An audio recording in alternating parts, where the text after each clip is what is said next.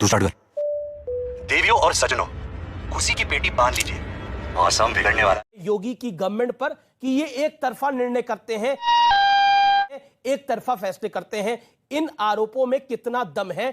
50 second आपके। अभी बदत है भाई, अभी बदत है।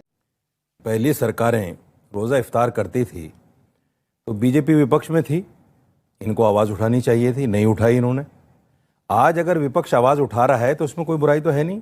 अखिलेश यादव ने जो कुछ भी कहा है वो सिर्फ इतना कहा है कि ये कम है, ज़्यादा कर देना चाहिए। इस पर ऐतराज़ वाली जैसी कोई बात नहीं है। ठीक है, समझ गया। रोज़ा इफ्तार को लेकर जिस तरह रामनवमी और रोज़ा इफ्तार को देखा जा रहा है कि साहब रोज़ा इफ्तार पहले होता था, कोई भी मुस्लिम जमात, कोई भी मुस्लिम धर्मगुरु उस वक्त रोज़ा इफ्तार के हक में नहीं था, क्योंकि वो भी सियासी होता था, सियासी पार्टियां करती थी, अपने वोट बैंक के लिए करती थी।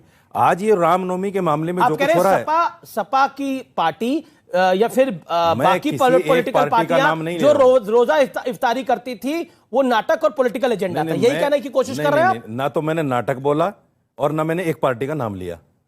आप अपनी बात मेरे मैं तो सवाल पूछ रहा हूं आपसे। मैंने ये कहा, आपने बोला कि तब वो पॉलिटिकल प्रोपेगेंडा के लिए करते थे, तो मैं तो सवाल पूछ रहा हूं कि क्योंकि ये सपा करती थी, कांग्रेस करती थी, बसपा करती थी। जवाब दीजिए मेरे भाई जी। मैंने ये कहा कि वो सियासी पार्टियां अपने वोट बैंक के लिए करती थी, वोट बैंक के लिए करती। आज भी रामनवमी पर जो कुछ हो रहा है वो भी वोट बैंक है। क्या बात है सर, क्या बात है सर, क्या बात, ये बात ठीक है। इसको दूसरे नजरिए से क्यों देखा जा रहा है कि ये धर्म का काम है और वो अधर्मी काम था?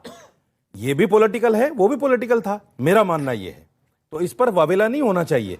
अगर कोई भी पार्टी अपने वोट बैंक के लिए कोई काम करती है, जैसे कहा जाता है कि साहब मनमोहन सिंह, मौलाना शहाबुद्दीन रिजवी बरेलवी कहते हैं कि ये एक तरफा ऐलान है।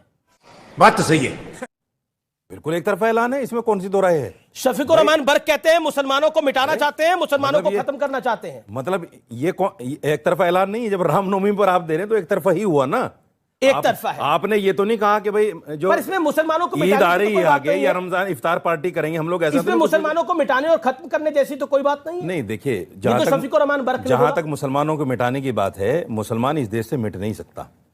मुसलमान इस देश की जान है, इस देश की आन है, इस देश की शान है, और मुसलमान ने इस देश को आजाद कराने में कुर्बानियां दी। ये पूछिए उनसे, मैं उनका कोई तर्जमान तो हूं। जी जी, मैं सीधा रिएक्शन ले लेता हूं। शिवम त्यागी, 40 सेकंड आपके पास है। एक तरफा ऐलान है और क्या आपको लगता है कि सरकार का कोई धर्म होना चाहिए? मुसलमानों के लिए हो तो चमत्कार और हिंदुओं के लिए वही काम हो तो भ्रष्टाचार। मतलब इनको इतना दर्द है इस बात से। आप मुझे एक चीज बताइए, ये मेरी तो मीठा मीठा गप गप और कड़वा कड़वा थू थू वाली बात हो गई। जब रोजाना इफ्तारी में वहां पर बिरयानी और खजूर चलते थे, इन्होंने कभी नहीं कहा।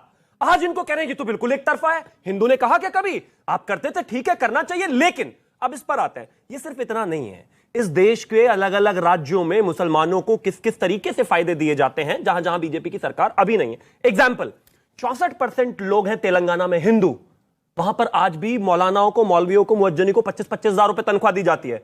किसी पुजारी को मिलती है क्या? पूछे, नहीं मिलती। दिल्ली में 81% हिंदू रहते हैं, यहां पर भी मौलाना और मुअज्जिनों को तनख्वाह मिलती है, लेकिन पुजारी को मिलती है क्या? नहीं। और लेकिन मेरा सवाल बहुत डायरेक्ट है, लेकिन इनको हमारे 1 लाख रुपए अगर पूजा करने के लिए, मेरा सवाल बहुत डायरेक्ट है, क्या सरकार का धर्म होना चाहिए? मौलाना अंसार रजा, ना जवाब नहीं, पहली दौर की बातचीत है, सब 50-50 सेकंड अपनी बात रखें। मौलाना अंसार रजा, क्या सरकार का कोई धर्म होना चाहिए? अंसार रजा जी। मैं नहीं बताऊंगा। पहली बात तो ये क्लियर होना चाहिए कि भारत धर्मनिरपेक्ष है या हिंदू राष्ट्र है, पहले ये क्लियर होना आपको क्या लगता है? सुनिए, नहीं, हम तो अपने संविधान पर भरोसा करते हैं, हमें तो अपने भारत के संविधान पर भरोसा है, तो हम तो हिंदुस्तान को सेकुलर मुल्क मानते हैं।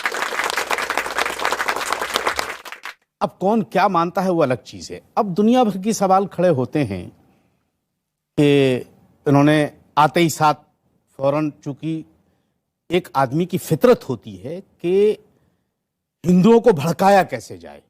आप एक बात बताइए, अगर योगी आदित्यनाथ जी ने 1 लाख रुपए पर जिले का ऐलान किया है, आप एक मुसलमान बताओ जिसने ऑब्जेक्शन किया हो कि आपने क्यों दिया? ये बड़ी अच्छी बात कही आप। हमें क्या एतराज है यार? आपकी एक की जगह 10 दे दो, हमें क्या एतराज है? रमजान में जो अफ्तार होता था, रोजा अफ्तार करती थी सोनिया गांधी, इंतजार होता था लालू यादव का। मैं मुसलमान कहां से आ गया उसमें? बात तो सही है। रोजा अफ्तार कर रही ममता बनर्जी, इंतजार हो रहा देवगौड़ा का, मुसलमान कहां से आ गया?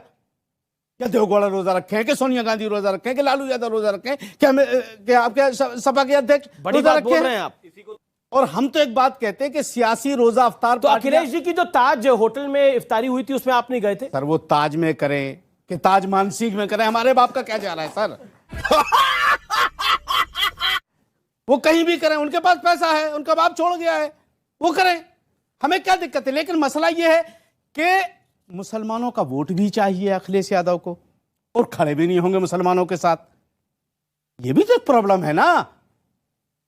अब जहां तक सवाल खड़े होने के लिए उन्होंने शफीकुर रहमान बर्क, एसटी हसन को छोड़ा हुआ है, वो खड़े होते हैं। कहां? अखिलेश जी ना भी स्पष्ट रूप से बोले, लेकिन शफीकुर रहमान बर्क और एसटी हसन बोल देते हैं। देखिए साहब, ऐसा है, मैं शफीकुर रहमान का प्रवक्ता नहीं हूं, मैं अपने देश का प्रवक्ता हूं। आप देश की बात मुझसे कीजिए।